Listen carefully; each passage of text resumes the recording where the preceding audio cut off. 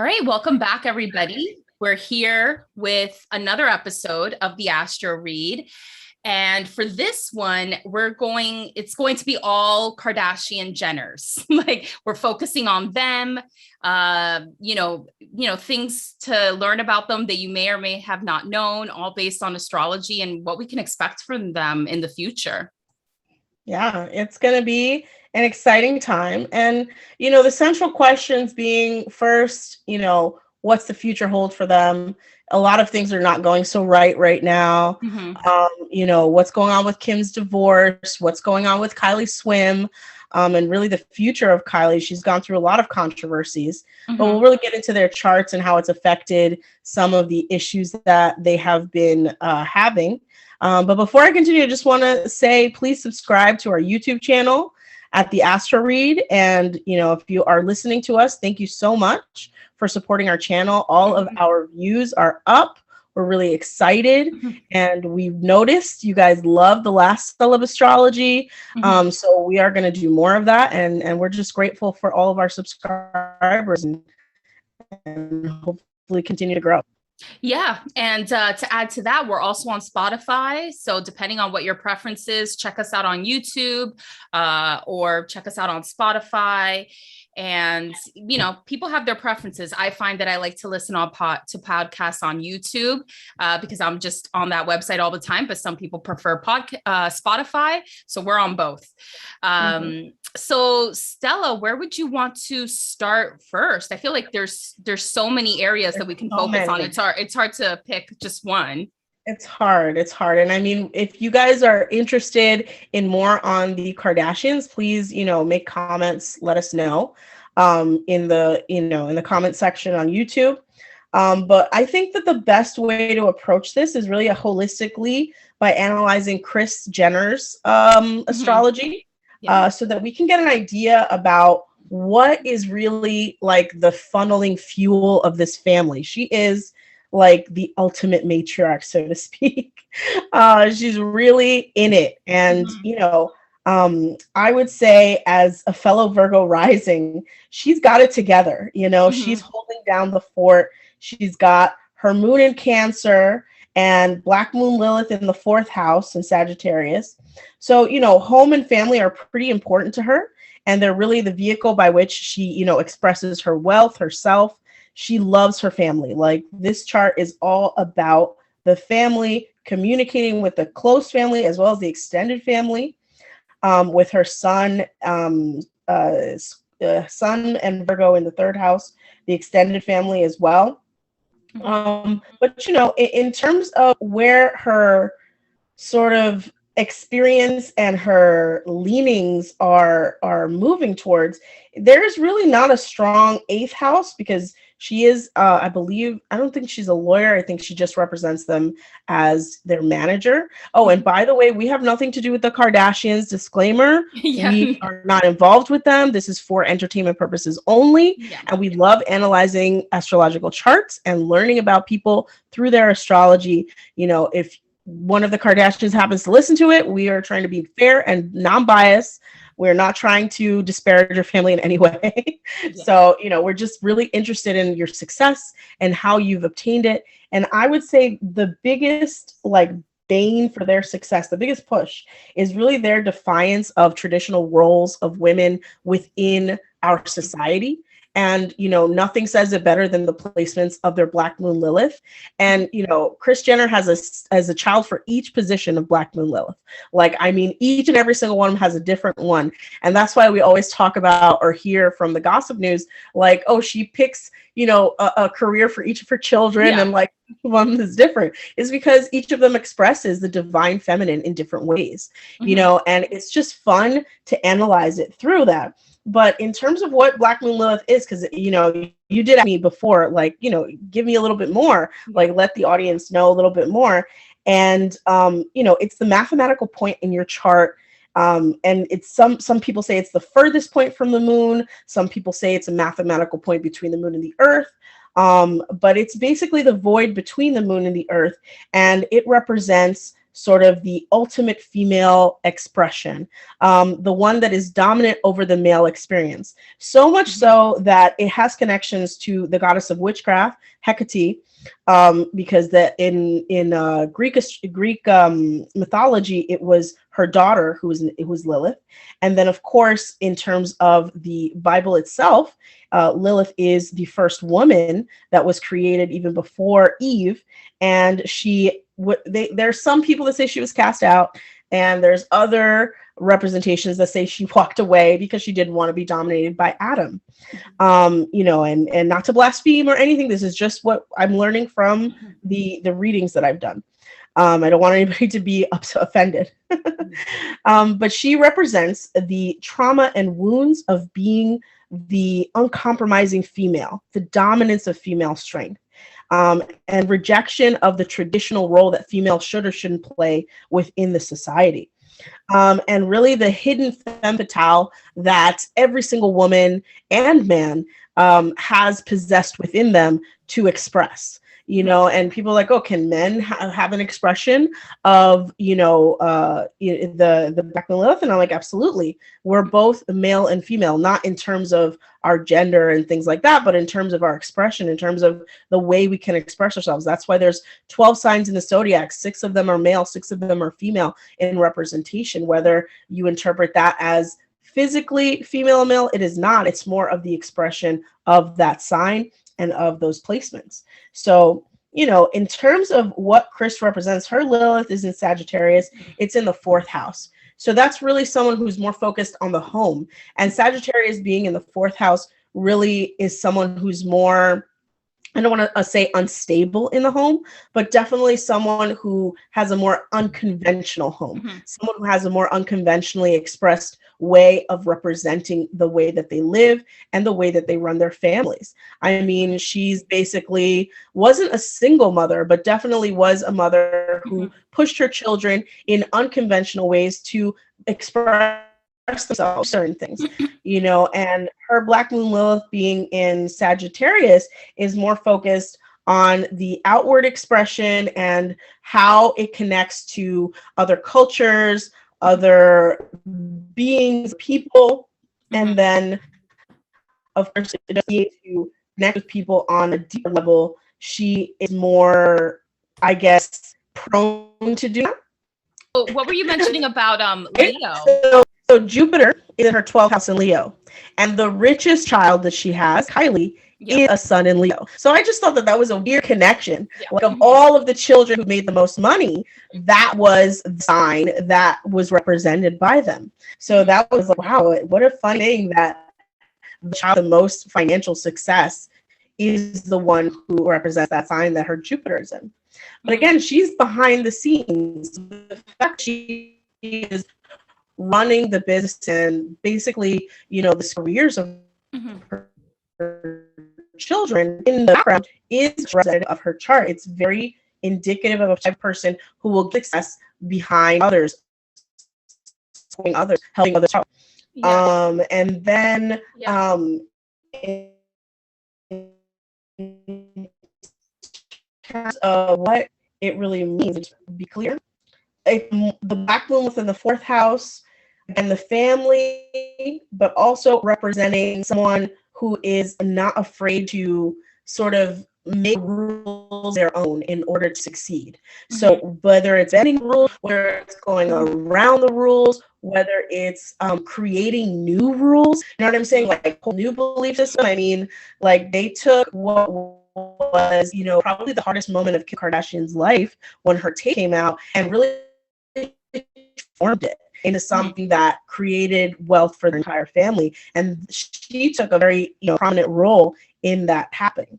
Yeah, do you have anything you want to share about her chart that you see? Well, as far as Kris's chart, her chart is actually very interesting. Probably one of the most interesting out of the Kardashian-Jenners. So she has an unaspected Mars. And so what that could mean is that, Mars is the planet of action. It means that she's very go, go, go. And her Mars is in Libra. So it's interesting because Mars being in Libra, not the greatest placement, but it balances itself out because Mars is in the first house. So Mars can be a very independent type of planet, and it's in the first house of identity. And so it's kind of a balanced Mars. So she's very, it makes sense that Kris is the matriarch of this family and has been able to influence her children and herself to reach such high levels of success because she is just a doer. Like, she gets things done. She's able to tread where other people fear to tread, because of her very overdriven Mars, with it having no aspects. So basically no configurations with other planets. But the thing also about her chart is that she doesn't have any planets in Earth signs.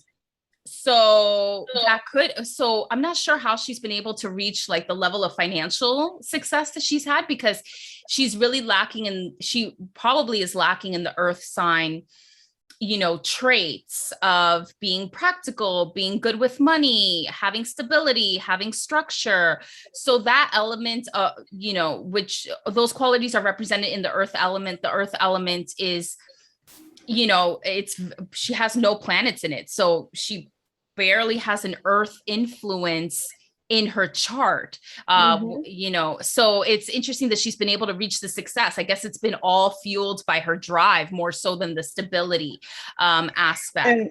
And I just want to be clear, it is auspicious to have strong air energy for a person with wealth as well, because Earth does represent material, but air is sort of like, it works like a Jupiter type of expansion, where you're kind of like, there's no limit to the amount of money and maybe uncontrollable income, that you're just like, everything you do works out, and that's what I see when I see someone who has, a very strong Libra in her whole signs chart, and it's like, oh, this is why she's making money. And she also has a lot of drive because her family is sort of like, and her relationships are her drive. So having that strong moon in Cancer and then the Lilith in the fourth house, she's sort of motivated to make sure that her family is okay. Like, everybody in her family has to be wealthy according to how her astrology looks. So perhaps she's probably so wealthy and has been so successful that she probably has people on her team that handle the nitty-gritties of the finances. But she's like, she's the pioneer. She's the one with the ideas. She's the one making the moves and really making sure that, bringing forth the ideas and initiatives that makes everybody successful. And she's probably so successful already that having that lack of Earth influence may not matter as much, because she may get that from some of her daughters, or just from people she can hire that can do all those nitty gritty Earth-like things of managing the finances and all the so-called boring things that she probably wouldn't be as drawn to do. Another thing that's interesting about Kris's chart is that she has no retrogrades in her chart, except for Lilith. Lilith is the only thing that's retrograde in her chart, but all her planet, like none of her planets are retrograde. So people that don't have retrogrades in their chart tend to be very much what you see is what you get. So I'm assuming based on this, unless there's other influences that come into play in her chart, she's very like who she is. Like, she's genuine. Like, what you see is what you get. Like, there isn't like, she might have some hidden influences, some Scorpio influences that might add some mystery to her. But for the most part, like, she is who she is. And she doesn't have those hangups of hiding parts of herself. And then that with her overdriven Mars, just leads her to just go and not have as many reservations in accomplishing her visions and her goals. Interestingly enough, also, is that Kris has 2 yods in her chart. So having a yod is not common. Not everybody has it. For those that are not familiar, a yod is when at least 3 planets or 3 parts of the chart make a Y shape. So, for those that know more about the technicalities of astrology, that's created when 2 planets are in sextile aspect from each other. And then those 2 planets are in conjunct to a 3rd planet. But basically, you can imagine it as 3 planets making a Y in the chart. So her first yod that I notice has her Venus in Scorpio which is in her third house of, thinking, communication, along with her Chiron in Aquarius. So Chiron, for those that aren't familiar, represents the internal emotional wounds that one may have. And then the top or the bottom of the Y, which tends to be the most influential part of the yod, in this case for this yod, is her midheaven in Gemini. So this could mean that Kris has very much is fueled by her ideal career, or what she sees it as. And people that have a yod tend to have a life mission that comes about that almost happens unexpectedly and fatefully. It's almost like it's unavoidable for the individual to achieve the life mission that the yod represents. And sometimes the life of the person can shift so much in preparation for fulfilling this yod mission that the person can end up, feeling despair because everything that they knew to be true just gets flipped. And then all of a sudden it's all about achieving this mission. So with Kris having the focal point of one of her yods being her midheaven in Gemini, and the midheaven represents one's ideal career, that it could mean that Kris has this life mission to, have this career that might be unique, might be multiple careers in one. When you think of the Gemini characteristics, it's about communication. It's about doing multiple things at one time. Gemini is also the sign of the twins. So working, with siblings might come into play. So I kind of feel like that plays into Kris's desire to have all her kids, all these siblings, be the focal point of her career and be in a career that's not usual. It's not a typical career. It's, what she has done, I don't think anybody else has really done, create this like America's family, so to speak, but not even like the cookie cutter family. But it's like the family break all the patterns, traditional rules, whether it's interracial relationship, whether it's a mother-driven family, like a female led family, or it's the female empowerment that they demonstrate, the reproductive conversations that they've had on their show, as well as there are some that are career driven, like Kendall Jenner, who's not interested in maybe forming a family from what she's expressed, as opposed to the oldest sister, Courtney, who is very focused on her family to the point where she would rather, let everything else fall apart, but her children would come first. So, you know what I mean? So they really represent the spectrum of the female experience. And, what Kris has been able to do is take every special thing that her children have and really expand on it and help them to grow it into what is now a multi-billion dollar, just cash account. Like that's all that they do, make money. Yeah. And whatever they do felt like at certain points, like everything they touch turns into gold, Yeah. And I'll add another part of the chart that might indicate this, success with family in a second, but I also want to share Kris's second yod that I noticed. And this one involves her Pluto and Jupiter, which are both in Leo and in the 11th house. And Pluto and Jupiter are very interesting planets. Jupiter represents expansion, opportunity, luck, and then Pluto is all about transformation. So those qualities are part of her other life mission. And then the other part of the other part of the top part of the Y for that yod is her midheaven, again making an appearance in her second yod, her midheaven in Gemini. But the focal point of this yod is her Chiron in Aquarius, which is in her fifth house. So another life mission for her that she was unavoidable for her to work on and hopefully achieve is her Chiron in Aquarius in the fifth house. So with that type of a Chiron, Kris could have internal wounds about, feeling not part of humanity, like not feeling one with humanity, feeling like an outsider, which I don't know, sometimes I was surprised by that. I don't get that sense from the Keeping Up with the Kardashians, but I haven't watched as many episodes recently. But yeah, she might have felt like an outsider throughout her life, or still does, or might have a difficult time putting herself on other people's level. She might put herself like on a pedestal of like, I'm above everybody, and might need to get over that. She might have difficulty expressing her own creativity because the fifth house represents creativity, and she might have wounds around love or children. So it's interesting that she has this life mission that has to do with creativity and children and her sense of whether she fits in with society, because her career has been about her children. It's almost like she's behind the scenes, like making sure everything gets done, but she's in the spotlight because of that, because of the show.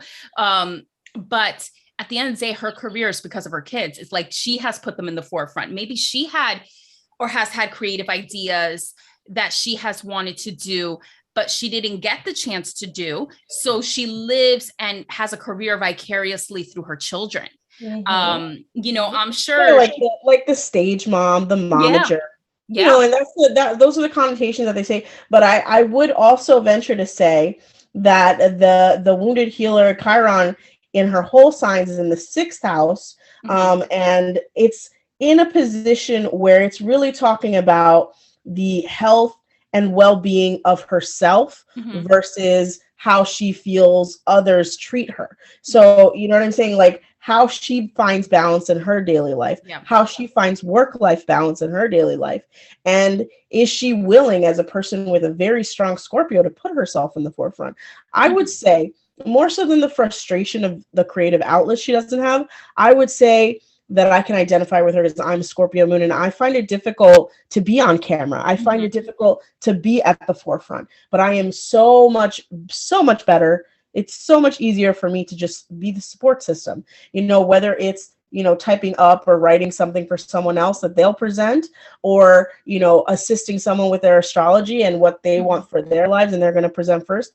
I can understand that need of the Scorpio energy for the privacy that they need, you know? And so definitely in terms of Chiron, is that work-life balance. How much effort do I put to push myself versus how can I keep my privacy? How can I keep my life in balance? Mm-hmm. How can I keep my health? Mm-hmm. You know, and that's something that I'm sure she has struggled with, and that her children have displayed their struggle with fertility as well. And mm-hmm. it's expressed through that.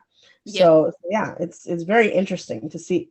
Yeah, but absolutely. Even then, like I see something that's happening in her chart that a lot of people say is not good, which is the fact that the fifth house is in Capricorn. Mm-hmm. They say that weakens your ability to have children. But what I've seen from her chart is it's like exploded. Like mm-hmm. she had like 10 children. No, yeah, I know. It seems like she's had so many. You know, even the children that she's adopted, like, you know, the Jenner family that she allowed into her life, yeah. And just that sort of aspect, like she is surrounded by a huge family. So I think that's that strong North Node in the fourth house in Sagittarius, mm-hmm. where it's like the unexpected results of all of the, you know, experiences within family that she's open to, and what her life is about is really centered around family. So I love her chart. It's such a fascinating analysis to go through. And, you know, just the fact that she is such a strong and powerful influence on, mm-hmm. you know, the female and what it means to be female in this era. You know, she's created some of the greatest examples of femininity that mm-hmm. we have for our current life. Mm-hmm. Some people say bad, some people say good, controversial, not controversial, money grabbing, not money grabbing, whatever your description of this family is, there is no denying the influence they've had over the female sex and what and how we express ourselves in this era. Yeah. And I guess to tie it all in, I mean, the part of fortune, which is a part of the chart that shows where one finds their happiness and success. For Kris, her part of fortune is in Capricorn in the fourth house. So those signs right there represent family. You know, the fourth house represents the home, family, the mother. Capricorn, in some interpretations, represents the father and building stability, building something that will last for years to come. And so that's pretty much what she's done. And where she has found success, making her family just a success from being a family, you know, from just sharing their family dynamics. So she was meant to do this. And for those that want to follow along, the part of fortune, if you look in the chart, it looks like a circle with a cross in it. And in the description below, we'll include the links to each of the charts of the Kardashian-Jenners. There's too many for us to show on screen. It would just be chaotic. But feel free to go to any of those links as we describe, you know, these different members of the family, so you can follow along and see what we're talking about. And when you go to the links, you can switch the house system from, you know, equal houses or whole signs to Koch to Placidus, depending on what version you want to look at. So yeah, so I think a really good start with Kris. She, you know, it shows that she's really the fuel behind this family. But at the end of the day, how everything has been expressed as far as the Kardashian-Jenner brands and sub-brands has been through the siblings, the female siblings in particular, ranging from Kim to Kylie. So Stella, who should we talk about next to get an insight? So we can go to Kim K. Yeah. This is where it all began. So, I mean, it's, you know, let's do it. Yeah, let's do it. And then we can also get into some of the controversies that she's sort of, you know, experiencing right now with her divorce, and what will the future look like? Because it may hinge on, you know, the Kim experience. Is she going to carry the family maybe into new franchise with, they're saying she might go to Hulu or to another streaming service where they might actually show, you know, continue the Kardashian, Keeping Up with a Kardashian show that they had before. Yeah. So in terms of her astrology, Kim is a Sag rising, and Sag rising. I'm a Sag rising. I love it. She's a Libra sun Sag rising, just like me. Like, it explains everything. Like, we see this fun, this bubbly personality, like she's sort of like just enjoying the ride, but you know, that sun in Libra, she's counting the money. She's in it. She knows what she's doing. And the fact that it's in the 11th house, you know, whether that symbolizes friendships or long-term dreams, what have you, but her sun in the 11th house really shines on the fact that her popularity and her fame are really connected intimately to how she is seen and what she is able to accomplish in her life. So, you know, from the moment that she decided to be Paris Hilton's assistant, you know, to the moments where she had the most difficult part of her, you know, just her personal life exposed, she was able to totally transform that. Because at that point, everyone had, you know, let's not shine it over. Everybody had a tape at that point, and, you know, they were all talking about it. And it's really the ultimate male sort of like own on the female to take, you know, the most intimate parts of our experience together and make it public, like it's anyone else's business. I find it so offensive. Yeah. It's so demeaning to the woman. But she was able to take what everyone was like, oh, so controversial, it's so awful, how could they do this, and what would have meant the end of someone's career at that point. And she was able to firstly transform it and give way to this new empowered female in the digital age that was able to overcome these issues. You know what I mean? And she's a real light to a lot of people who after her have had the same experience, whether it's their pictures, intimate pictures posted online or videos posted online. If Kim can come over that, like, the rest of us can, you know, get over our issues. And she was able to make not only herself wealthy and, you know, not be defined by that moment, but also to help her whole family. So I think that is such an honorable thing, even if it came from such a dark place.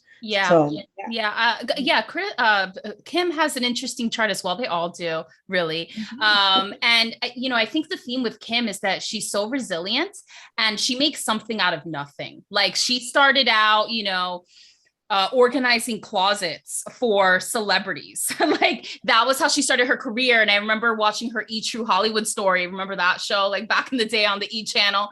And she talked about how she was always an entrepreneur. She talked about how when she was really starting out, when she was really young, she asked her dad for money so that she could buy, you know, designer clothes, and then she would resell them on eBay or something, and then, you know, make a profit out of that, and then give her dad back like whatever he paid and then some, you know. So she was able to do that. Not everybody could do that. And from being basically a personal organizer, like a closet organizer, to Paris Hilton's friend, she's become this mogul. It's, you know, it takes somebody, you know, with the unique qualities of Kim to be able to do that. And I think even though Kylie is Kris's favorite daughter for some reason, I think it's because she's like, I don't know, like the doll and the youngest one and all that stuff. Kim is the most like her mother, I think. I think Kim is the most like Kris. And the other siblings, they might have some qualities, but they're really not like her. So even looking at Kim's chart compared to Kris's, there's some similarities there. So Kim has no retrogrades in her chart either. So just like Kris, she's very much like genuine, what you see, what you get. She doesn't have these hangups.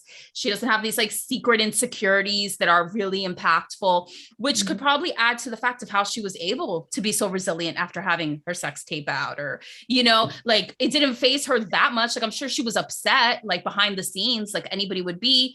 But she probably also saw it as like an opportunity of like, hey, I'm going to rise above this. And now people know me, like any publicity is good publicity. And she turned it around. And she's been able to evolve year over year. Like she used to not be taken seriously in the fashion world. Now she is. And that has happened ever since she, you know, got together with Kanye. Like that rose her to another status, which we can talk about in a bit if possible, or if it comes up. Like I can tell you now, just from her chart, the Black Moon Lilith in her chart is in Libra. Ooh. So it's really representative of someone who uses relationships in order to gain not only financially, but someone who uses relationships to be able to expand their horizons. So they sort of defy the cultural norms of, you know, not being the type of person who uses their man or their relationship.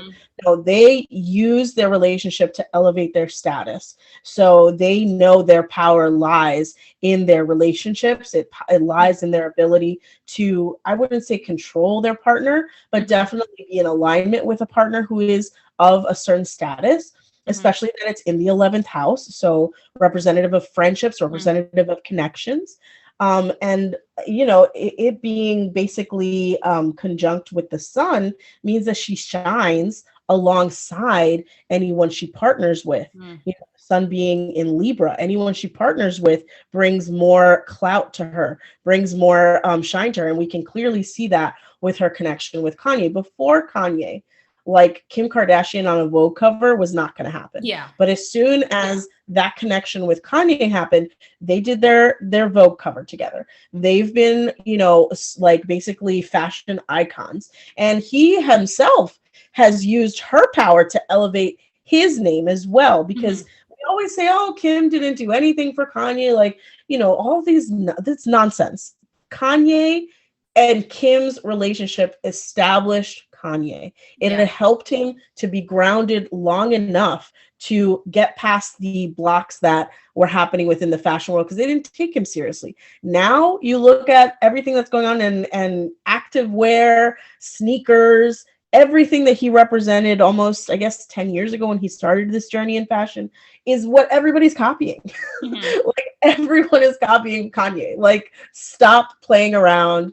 And you know it's true. Like, you're all taking off with your own activewear lines. Everyone's excited about the type of clothes that he represents, the type of industry newness that it's coming to it, and it's taking away some of the sort of like uppityness, I guess, of fashion. Like, it's making it more accessible to the everyday person, as opposed to how it used to be, where it's like you had the haute couture and you had regular fashion houses. No, he brought us the hip hop community, the lower income community, all of the communities that he represented when he started. He brought them and elevated them in the level of fashion because of that connection. And with Kim, he was able to continue that work, because who's behind all of the success, as always, is Kris. You know what I'm saying? Like, you're not going to tell me that Kris didn't do one thing to help Kanye. Like, there's no way. You know, and see her chart, and you see anyone who's related to Kris will benefit from her in their lives, because she will fight for them and she will support them and she will help them, you know, whether it's like maybe she looked at things and helped them and advised them, she did something to push it forward. So, you know, in Kanye's connection to Kim through, and then Kris Jenner being connected to Kim, they all elevated themselves. So, you know, I can't say that it's one-sided. I can say that there are things that Kim brought to the table that Kanye needed, and things that Kanye brought to the table that Kim needed. And it's wonderful that they were together to help support each other in order to elevate themselves in their career.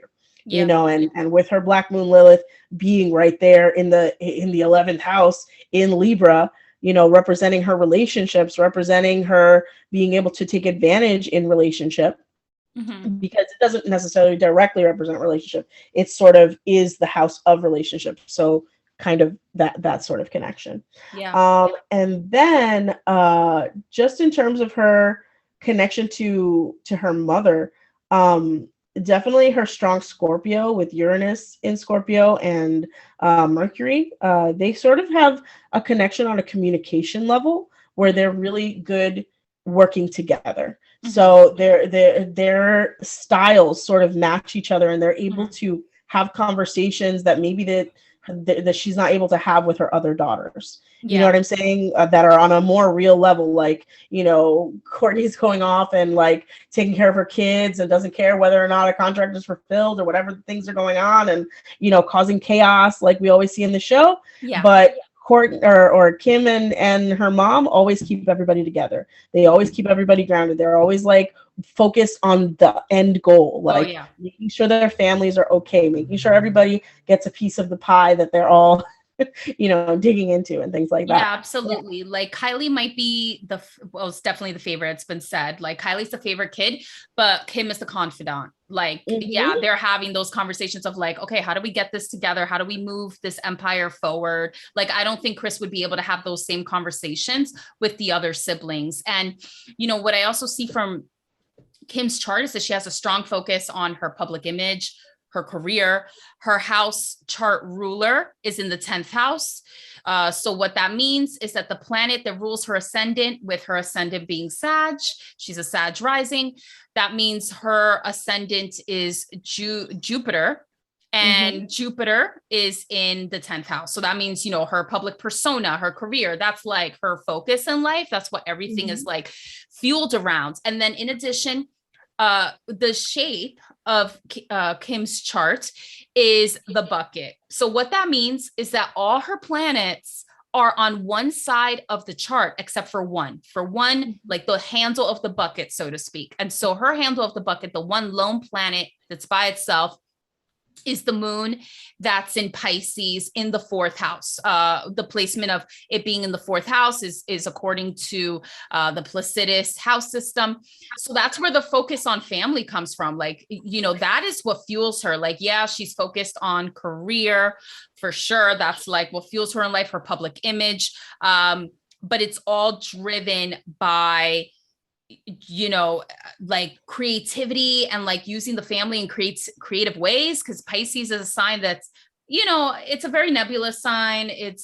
But it definitely revolves around creativity, you know, artistry, so to speak, and also the subconscious, and also giving. Like Pisces is known as the sign of the martyr. And so perhaps what fuels her is giving to her family. So, you know, there's been certain episodes where Kim is like, I made you guys, you know, she's said that.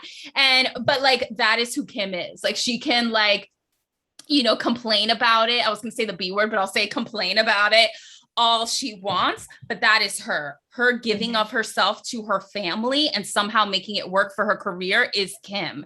And then her sacrifice, that is her. She may complain about it, but it's she wouldn't have it any other way. She has reached a level of status. She wouldn't have done it without her family by her side. Like that. She's similar to Kris in that way.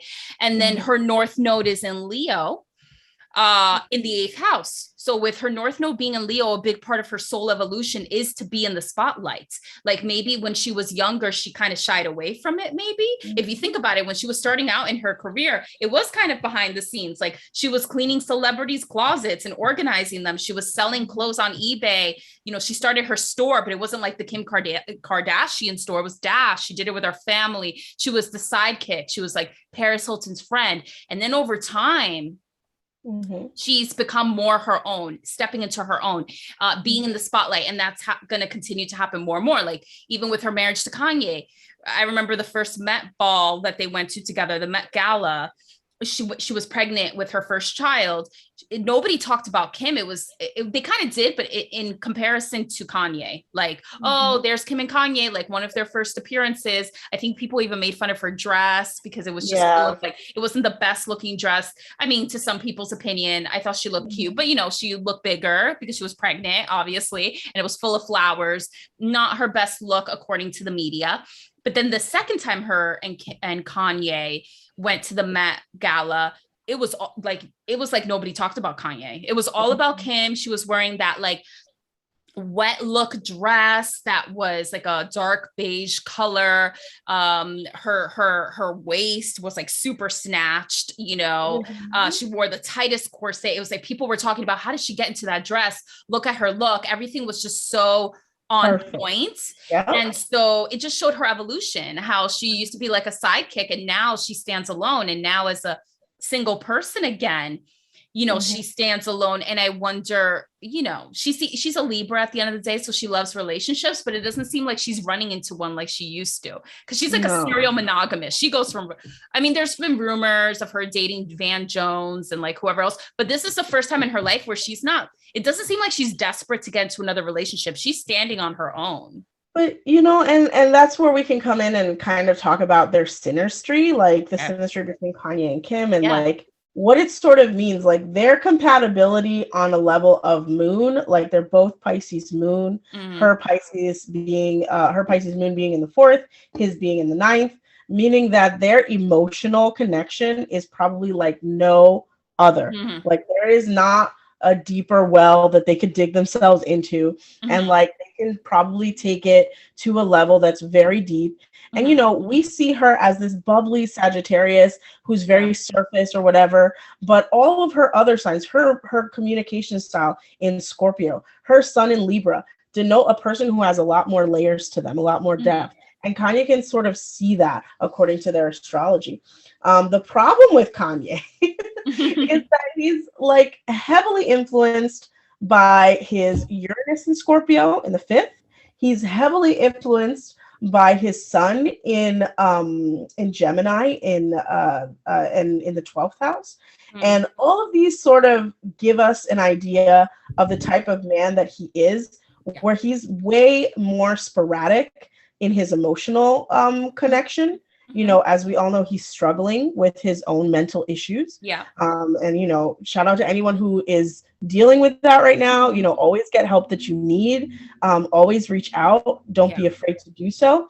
But in terms of Kanye, he knows he needs Kim, because Kim is like probably the only stable sort of thing in his life. Everything else feels, you know, very disconnected. Everything else feels like he's jumping from idea to idea to idea, and there's no real stability for him to reach out to, you know. And she represents the type of female that helped to elevate him to where he is. You know, her strong ways of communicating, her ability to bring him down to earth and to connect with him on a deep level is really good for him, you know. But Kim, in my opinion, is no longer willing to deal with that. I was gonna say, what a shame that they couldn't work out. Willing to deal with it. They're about to go through some very hard times once the eclipses begin. So I said it first, I'm saying it here, but once the I believe it's a Scorpio, is it the Scorpio new moon eclipse that's coming? Or is it coming in November 19th? So I think Taurus, starts the Taurus Scorpio eclipses. So that's the first one that's coming. That's going to hit them in her 6th house and in his 11th house. Mm. So they're going to be tested. You know what I mean? This is the year where their relationship is going to be questioned on whether or not they'll move forward, because this is hitting his 5th house, his romance house, and it's hitting her health house. So she's like, she's like, what's healthy for me? What's the balance for me? Whereas he's like, I'm losing, like he literally said, I'm losing my family in his last appearance that he had made where he was singing his new music. He's losing his family. And that realization is going to hit him hard once he realizes Kim is doing this for her health. She's doing it for her ability to heal. And it has nothing to do with him. And it's the first time he's realizing you can't win someone back once they get to that point. You just can't. She's going to continue to support him. She loves him. Like we all love the people in our lives that we sometimes have to walk away from. Yeah. You know, it to a certain degree, because I don't think she'll ever leave him, like leave, like, you know, like she's not going to talk to him, something like that. But definitely in terms of moving forward in her life and being able to bring stability to her children, that is her main priority when it comes to this. And these eclipses are going to highlight that possibly sooner than even Kanye or her really think. Like there might be some finalizations, there might be some conversations about whether or not they sell the house. Like all of these things are going to start, you know, hashing out. And over the next year, things are going to be totally different.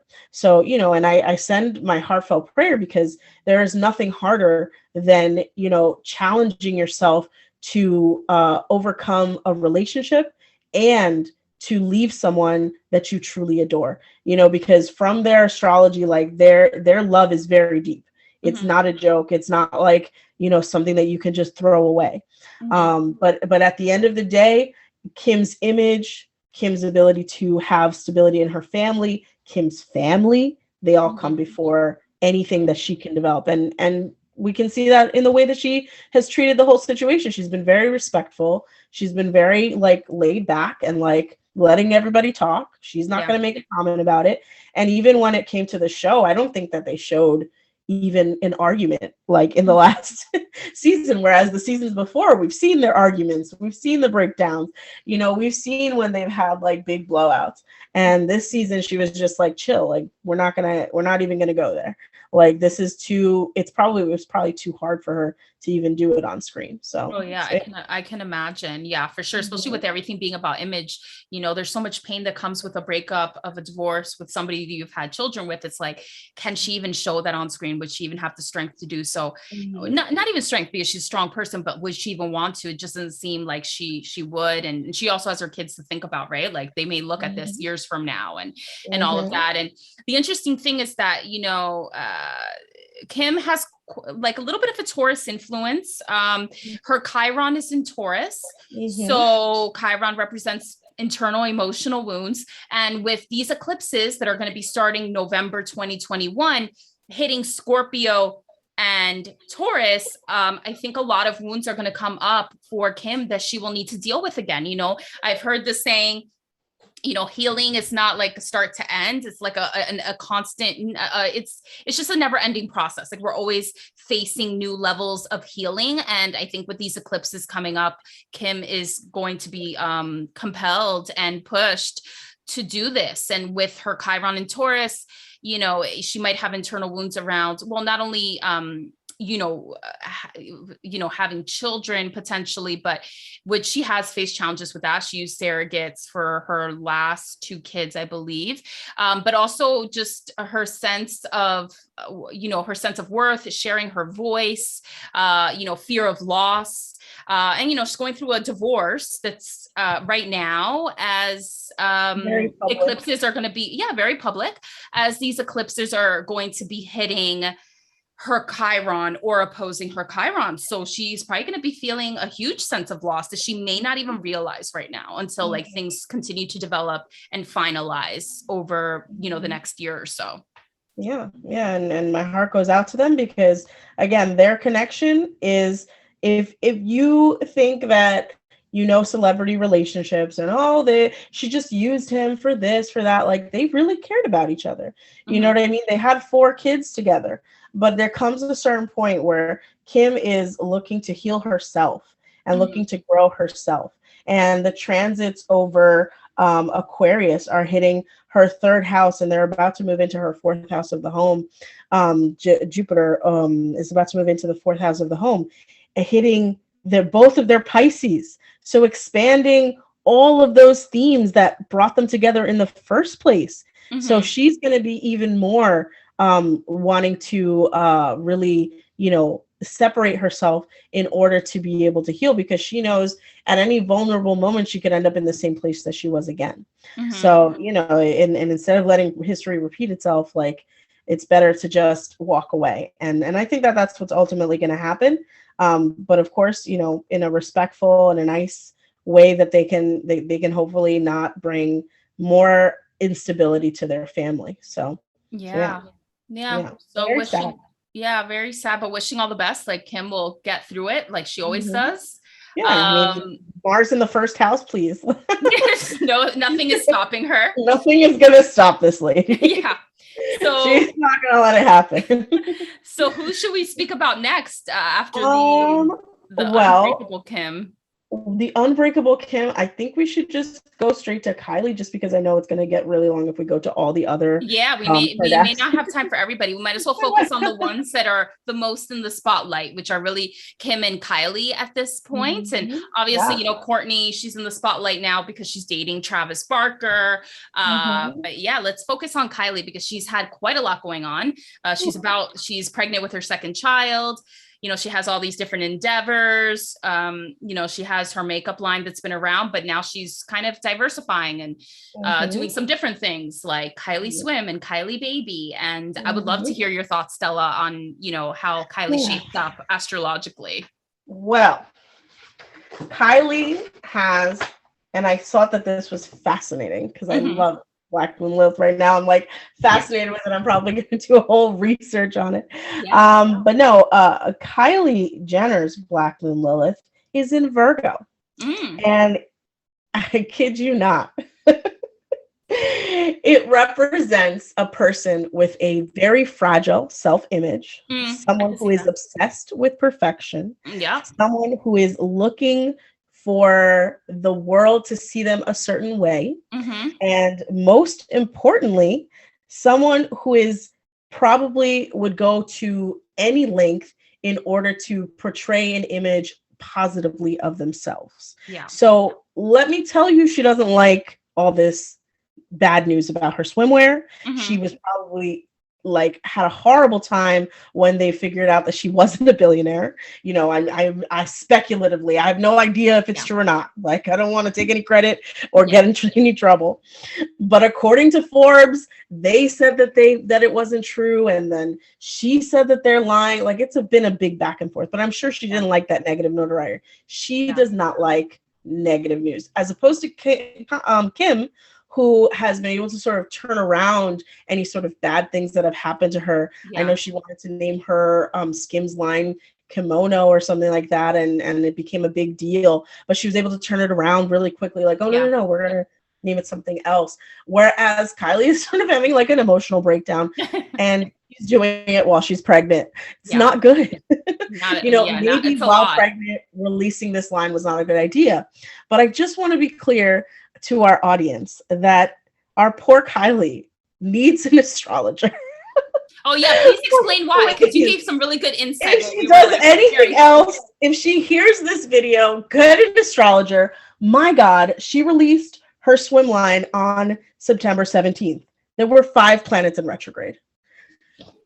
That's all I got to say about this. My job. I'll get into this a little bit after we hear your insight, because I definitely want us all to hear it. But Kylie is just one big retrograde, and I'll explain why. Yeah. And you probably know why, but go on about this. So she released her line, basically horrible timing. 5 planets in retrograde. Mercury about to go into retrograde.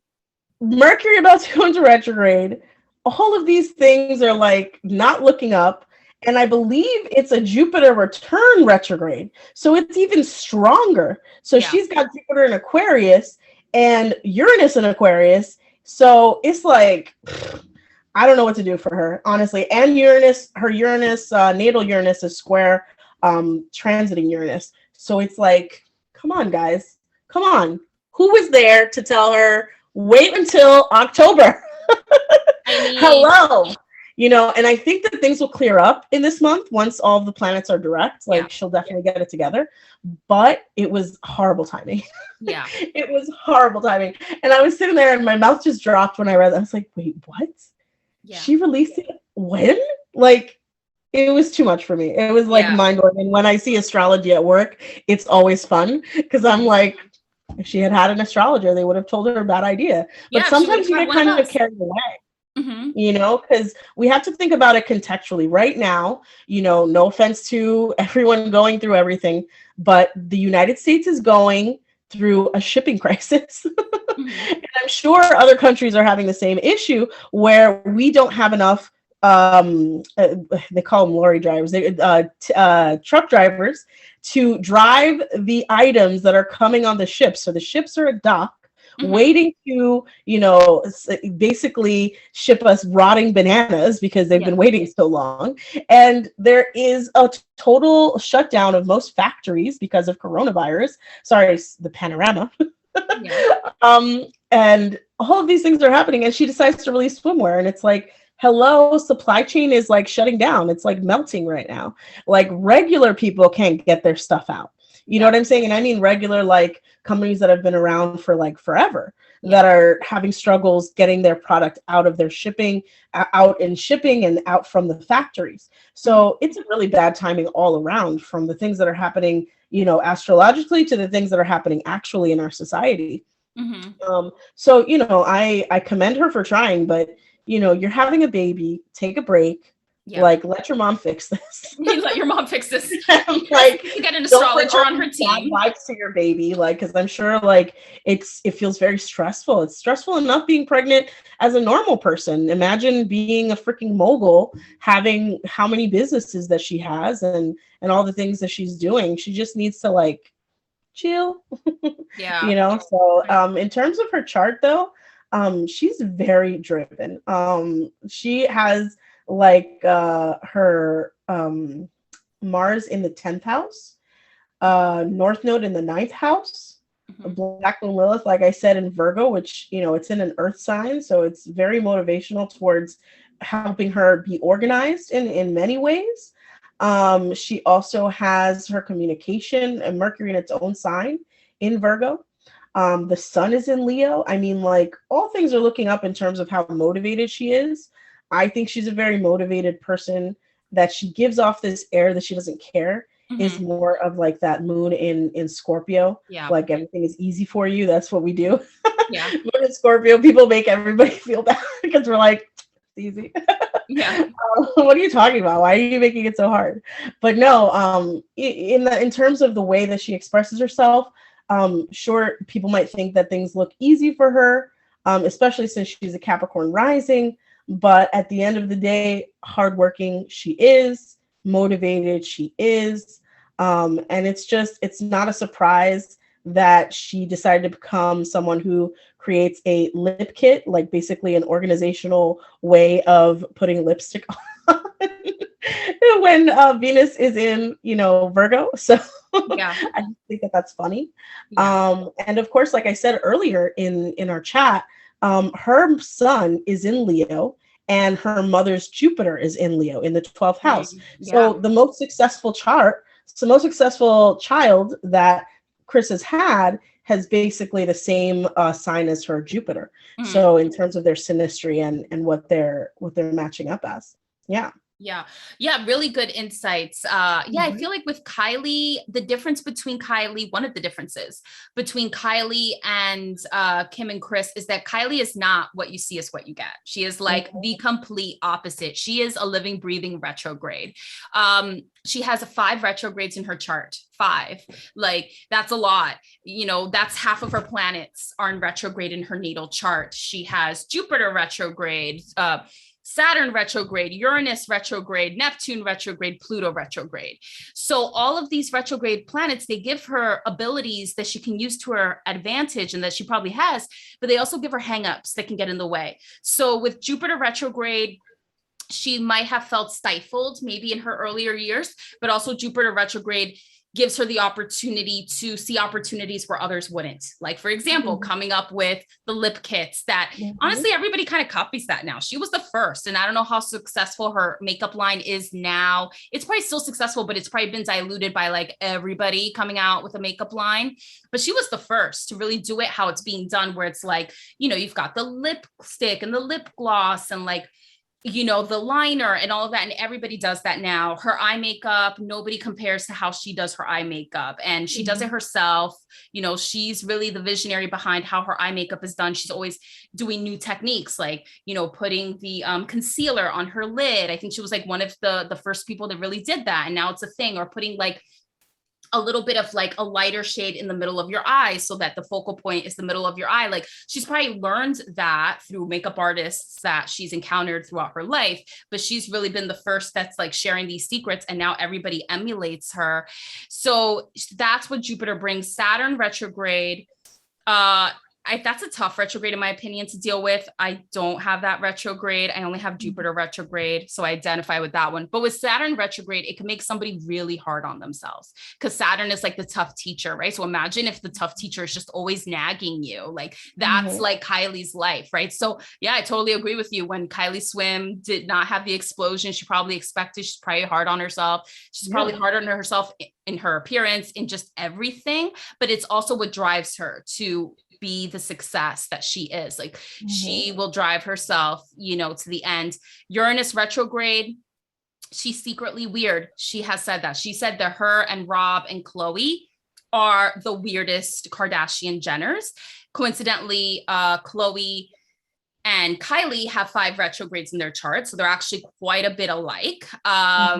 Quirky. Quirky. She's quirky. She's secretly weird. She's quirky, but she can't really show that, right? Like, her persona is like bombshell, but at the end of the day, she's wearing, like, behind the scenes, she's wearing like, you know, a t-shirt, and she's sporty, and she's like really, and doesn't really care to wear makeup unless she has to, you know, for her job, right? So her persona on screen and off screen are actually quite different. Right. And then with Neptune retrograde, that can give her, like, that can make it hard for her to let out her creativity or to follow her intuition. But it's very strong. She just needs to tap into it. And then with Pluto retrograde, that's an interesting one. I find that is a tough retrograde for people to deal with.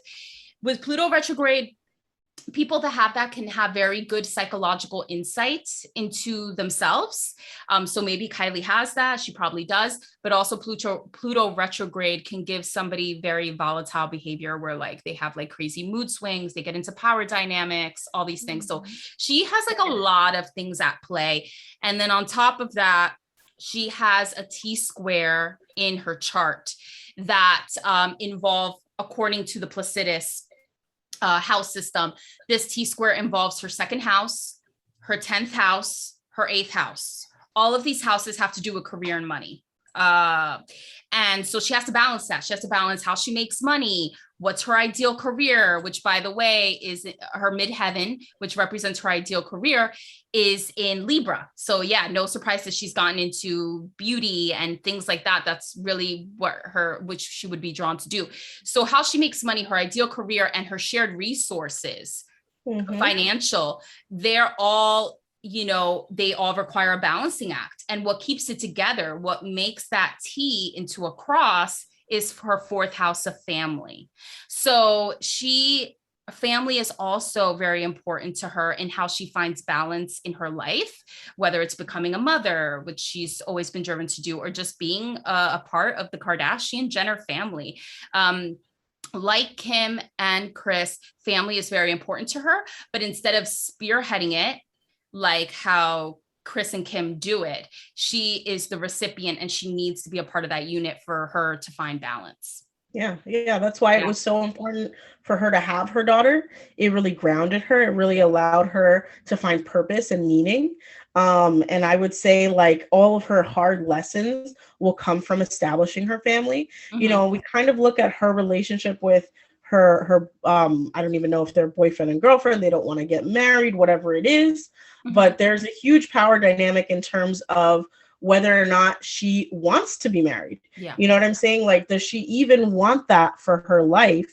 And we sort of blame him, like he doesn't want to do it, but what if it's her? Yeah. You know what I'm saying? What if she's the one who's like looking at her family's relationships in the past of her mother and in the past of her other relatives, and she's sort of seeing like what's the big deal about marriage anyway? Yeah. You know what I mean? Especially with Pluto in Sagittarius, it's kind of like you're going to take away her freedom. You know, that's what she might interpret that sort of relationship connection as. And, you know, Sagittarius needs that more than any other sign. Like they want that. And with Pluto there, they know, I feel like more so than any other sign, someone with Pluto in Sagittarius can see where the power dynamics would lie and would rather not involve themselves in it in order to avoid those problems. So, you know what I mean? They have that sixth sense about who it is that they should be near, who it is they should be around, what sort of people that they should entangle themselves with, because they never want to lose that freedom. However, the fact that she wasn't in a toxic friendship. I remember the girl who basically hooked up with Chloe's ex-boyfriend. I don't even know. I forgot her name already, which unfortunate, but in terms of how she leads her friendships, it's kind of interesting. Her moon is in the 11th house in Scorpio. And there's sort of like a little bit of mystery around what she does, because she sort of entangles her friends so deeply. Like they all have the same BBLs. They all are doing the same sort of plastic surgery and makeup. They always have to be together. Like it's very, I don't want to call it toxic because I have no idea if it is or not, but it's very super, super connected. So it could be that her moon in Scorpio leads her to really need to meld with her friendships on a very deep level. And she needs that stability of her friendships. They sort of become her family, and really connected to them on a deep level, so that she ends up in situations where I don't want to call them sexual. They're not sexual in nature. They're just super, super homogenous. They need to be there for her. She needs this. Like, it's not about the sexual nature of her relationships. It's about her need to be connected to people. And, you know, it's ingrained in her. And with her moon there, she's very emotionally invested in her friendships. So I would say that that's something that's very important to her. So hopefully it's working out that it's not hindering her relationship with her romantic partnerships, but I would say it's something that may be more important to her than her romantic relationships, having her friendships established. So yeah, I can see that. And then with the moon, her moon is in Scorpio, right? So I can also imagine that with the moon being in Scorpio, if it is in the 11th house, like if she faces a betrayal, like that's probably very hard for her. Like it probably, if somebody even comes across as betrayal, like when she lets somebody in, it's like she lets them in, they're in, right? But if they betray her, like that's it. It's like they're gone in an instant. And that's what happened with that friend who I forgot the name of, the one that hooked up with, well, kissed, you know, Chloe's boyfriend at the time, Tristan Thompson. Like, you know, who knows what the whole dynamic was or who was really at fault there. But with Kylie's chart, you know, she probably didn't take much time to find out. She's probably like, okay, like I'm done. Like that's it. It even looks like you betrayed me. We're done. And she can cut somebody off real quick if there's a sense of betrayal there, which is very Scorpio-like. But in regards to relationships and things like that, the sting of the Scorpio. The sting, yeah, you got to be careful with those Scorpios. They're great until like you get on their bad side, and then they will get you. They will get you with their stingers. But Kylie's Chiron, so Kylie's emotional wounds is in Libra in the 10th house. So Libra is a sign of relationships, you know, so she probably does have some wounds there, you know, which could be either it could manifest as being scared to like get into a relationship fully, like a partnership, you know, and kind of keeping it at the, we're not like really together level, like we'll be together, but we don't need to get married. Or it can manifest into being so codependent on somebody, like having a fear of not being in a relationship and constantly needing to be in a relationship. So I'm not sure like which she falls into, but definitely relationships I can imagine are a source of challenge for her and wounds. And then with it being in the 10th house, with her Chiron being in the 10th house, she might have wounds over like what her ideal career is and how she portrays herself publicly in the spotlight and like finding her way. And even though she's become such a big success, like it wasn't like an easy road to get there because she didn't have quite the same I don't know, abilities as the other sisters. Like, Mhm. you know, she was the youngest. So I kind of feel like at first she was probably like a little bit of an afterthought when she was younger, because it was all about like Kim and Chloe and Courtney and like their shenanigans on the show. And then Kylie was like the youngest one. And then Kendall, when she was becoming a teenager, you know, her beauty was starting to shine through even more, and she became a model. And then Kylie was kind of like there, right? And she was kind of going through an awkward stage.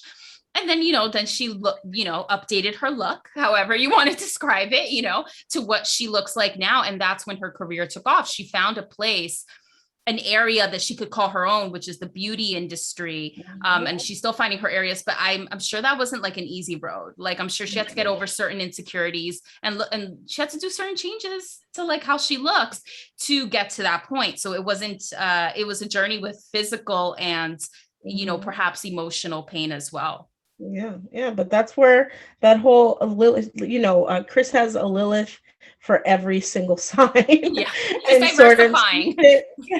She fit into perfectly creating a business because of her strong Virgo. You know, the fact that Mercury is in its own sign, the fact that she has North Node there, the fact that she has Venus there, all of these indicated to someone who could really organize themselves and maybe create a cult following, a belief system around the type of beauty that they represented.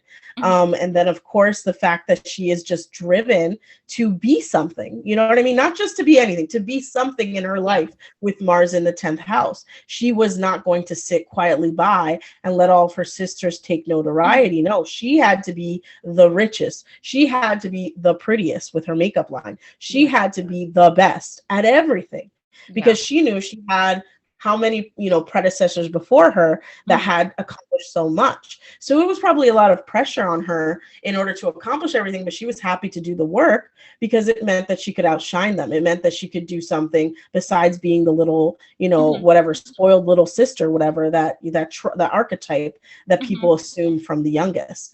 And it's very good because it pushed her to become what she is today. Is it healthy how she leads her life? I don't know. Is it good how she leads her friendships? I don't know, but I'm not here to judge. I'm here to basically look at her chart and say, these are the things that she's experiencing and the traits that is going on. I would say by the time that the eclipses come in, she's going to get her 11th and 5th house really hit hard. So I think there's going to be something around her friendships changing, as well as her romantic partnerships. So it's going to be a challenging balancing act as to what she will prioritize over the next year. Maybe there'll be a proposal once, the first eclipse happens, or by the time that the new moon in Taurus eclipse happens, somewhere in June next year. But all of these things are going to be changing the way that she approaches her love life and her friendships. And she's going to have to make a decision about which one is more important. Ooh. So that's going to be hard. Yeah. And then with her family growing with her about, on her way to having her second child, like I'm sure that's going to kind of pull her in a certain direction too, that might impact what does she choose as being more important, the friendship or, the romantic relationship that she is with Travis Scott. How will that evolve? I feel like there's a lot of secrecy around that. That might be how she likes it. She doesn't like all of that to be out there. And so it'll be interesting to see how these eclipses that are coming up in Taurus and Scorpio will affect her. Of course. Yeah. It's fun to analyze all these charts. I know. So much fun. Analyze 3 Kardashian-Jenners, Kris, Kim, Kylie. They're definitely the ones that you hear about the most. I mean, at least with Kris, not so much the most, but she's the matriarch. You can't have a conversation about the Kardashian-Jenners and how they became what they are without mentioning Kris. She is like the brain, like the visionary behind it. And then all the kids, have been able to just exemplify different areas of opportunity and have created careers themselves that probably didn't exist years ago. And, it's been so interesting that you, Stella, have incorporated the Lilith to show like the female archetypes that these women display. And I think what they all have in common is kind of putting a different spin on what's the female representation. Does somebody need to be the doting wife, or can they be the doting divorcee? Like, does a relationship have to have a label on it for it to create a family? can you live vicariously through your kids and make it a successful career? Like, these women have just kind of spun the perception on like what success could be, what the female experience can be. And, maybe at times they're criticized for it, but I think, kind of what they're embarking on, the type of lives they have, might be what becomes more common as we evolve as a society, as divorces become more of an opportunity for growth and not so much drama. And, people can have families with a co-parent, and it doesn't have to be like the typical relationship that people have traditionally expected from that type of a unit. I think the Kardashians, who knows what the future holds for them as they go on to Hulu, if that's what ends up happening. But I don't think they're going anywhere. I know some people wish that happens, people that are like jealous or bitter or whatever else, but they're not going anywhere. They've made too much of an impact. They might evolve, their persona or how they are in the public eye may evolve, but they've just had too much of an impact and too much success to just like for it to all disintegrate, I think. Yeah, and that's for sure. And I think the question that our audience might all come to ask us is, there's this famous like rumor that they drive all their men crazy. Oh yeah. You know what I'm saying? And I just want to say it once and for all, astrologically speaking, they have very strong scorpionic influence. And Scorpio is the sign of transformation. It's also the sign that envelops a person in a relationship so deeply that it will either transform or, like I said, the stinger will come out. And, having a family that's so tight knit and realizing that you've lost that connection, it might just drive someone insane. Mm-hmm. So I absolutely don't agree that they do it, but maybe it's the fact that people realize when you're a part of a family unit that is so strong and so supportive of each other and you lose that, it might be probably the most heartbreaking thing you could do. That's why divorce and all of these topics are I feel so delicate with, because they're people, they're human beings. No matter if they're famous or not, they're human beings and they're going through it and they are experiencing life. And we have the privilege in this lifetime to truly see a window into what it is to live as a woman in this century, to what it is to live in, the most high level, most famous level, most influential level of society. We are all getting a window into it. And in the lessons that they share with us, we can also learn. We can learn about infertility. We can learn about the female and how she can be empowered. We can learn about the dynamics of relationship, of dealing with mental health issues. And they have brought conversations into our households that we were not having. You know what I mean? Like, I don't want to say that Kanye's breakdown is a direct result that led to this huge revolution in how we're approaching mental health, but it sure helped. It helped to see his struggle and his inspiring way of pushing himself to be better for his family. So, if they're watching, thank you. Yeah. I'm not going to cry because I get really emotional on my Scorpio and I can't help myself.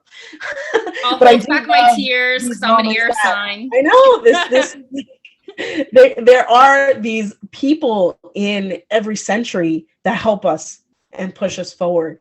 And there might be people who count them out, but that they're a part of the conversation. They're pushing us as humans to our next evolution. And in maybe the way that they treat their bodies as, temples, and that they can recreate it and that you can be whatever you want to be and do whatever you want with your body, they're pushing that narrative. And they're helping us have that conversation, but they're also helping us have the opposite conversation. Do women have to do this? Do women have to live up to this standard? Yeah. And what will the future be like in a place where I don't have to get a bigger booty in order to be attractive, that who I am as a person matters? You know what I mean? But we can't have those conversations without first confronting the ultimate experience of the female, the ultimate experience and of what we're all going through as a society, and they've touched upon so many different things. And for that, I am always grateful that they've helped us move the conversation forward as human beings, especially in the mental health arena, so that we're able to do that. But in terms of astrologically, I would say that being a part of a family with strong Scorpio, yeah, it could drive you crazy because you are either leaving or you're pushed out of a very good, strong, emotionally supportive dynamic. And once you don't have that, forget it, man. Like you're going to realize what you miss, man. You're going to realize what you miss. Yeah. So, cherish the people that are around you, take care of them. And we can all learn how to be better with our families from the Kardashian and from all the shows that they've done. Yeah. So, yeah. Absolutely. Yeah. I mean, regardless of your opinion of the Kardashians, they're definitely a strong family unit. And they've been able to show through their show and whatever else, how families can be imperfect, but they can still make it through and be successful and do great things together. And so they definitely display that. So yeah, it's been interesting analyzing their charts. Perhaps in a future one, we'll analyze the other Kardashian-Jenners. There's so many: Khloe, Kourtney, Kendall. Yeah, I think Rob. that's it. Poor Rob. Nobody talks about Rob. I know. We just focus on the women. But yeah, poor Rob, baby Rob. But yeah, there's so many of them. Like we would be talking for 8 hours if we talked about all of them. But I think we're able to talk about the ones that are kind of top of mind right now. So I guess we'll leave it at that. Definitely leave your comments. If you agree with us, disagree with us. If you have insights on the Kardashian-Jenners and their astrology that you feel like we missed, or that you agreed with, like comment below. The charts for each of the Kardashian-Jenners, minus Rob, sorry. Like they're all down there. So you can look them all up. We just focused on the women. It's all about the women. Yeah, stay tuned to more episodes of the Astro Read. Subscribe. Yeah. And, I feel like the Taurus Scorpio eclipses are impacting celebrities quite a bit. They're impacting us all. So we're going to be talking about, the Adele episode is another example of, that we'll be doing, where we'll go over the Taurus Scorpio eclipses and how it's impacting another celebrity, and then you can get insights from that as to how it can impact your life. So yeah, I hope you enjoyed the episode. Follow us so you can stay tuned to when new episodes come, because we'll definitely have more to come. And Stella, do you have any last words before we wrap up this episode? Learn about Lilith. Man, I learned so much in researching for this topic, and I thought that was such a connection. And learning about my own, Lilith astrology, it has been fascinating. Yeah. So learn about it, especially if you're a woman, and embrace it. Embrace the dark female. Embrace what you are trying to hide from the world. Maybe it'll help liberate you, like it's helped the women in the Kardashian family. All of them display their dark moon in such a fabulous way.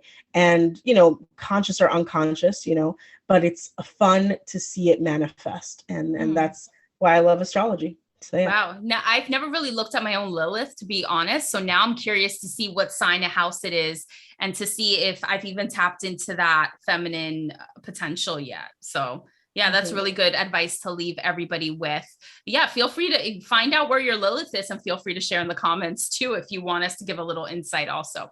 So that's it for this episode, but we'll have plenty more. Stay tuned. Thank you for listening. Thank you for watching. And until the next one, take care. Bye. See you later. Bye.